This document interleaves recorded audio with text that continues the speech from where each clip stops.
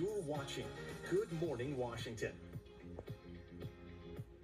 Well, September is National Recovery Month, and the Chris Atwood Foundation has saved more than 2,800 lives with Narcan. It's housed more than 2,500 people and really done so much more for those suffering from addiction.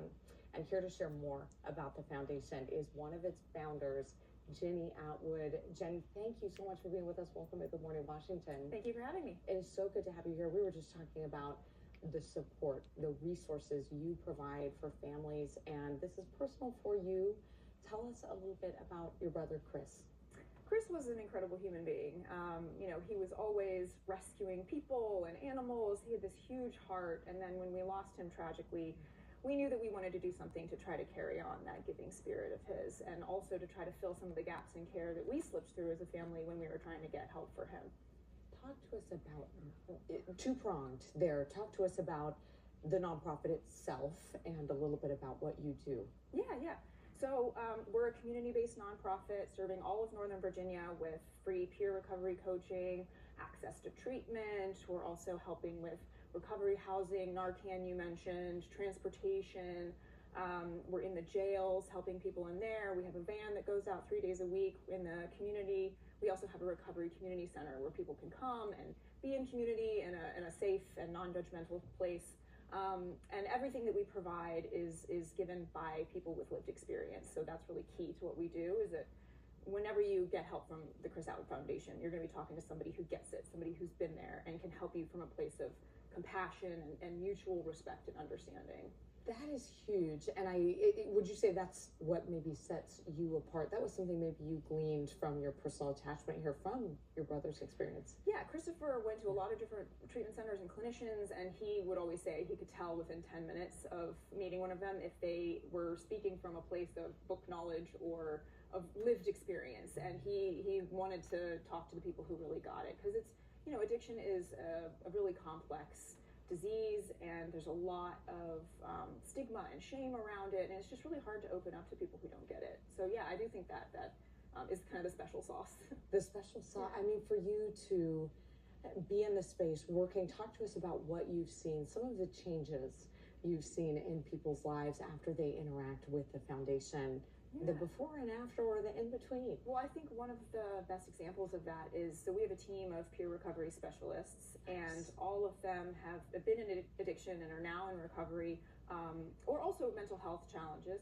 And most of them, or many of them anyway, that we employ were actually once our clients who we helped. Wow. And we got to see them come through our jail and our court program, and we housed them and we gave them Narcan that saved their life. And then we have a peer training academy where they can go through to then become a peer themselves, and now they're living this incredible life they never thought that they would be able to have, and they're using their painful past to help other people, and it's really incredible to see.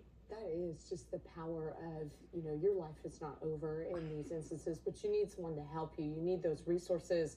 How do people get in touch with you if they want to find these services? Are they free? How do you sign up for this, Jenny?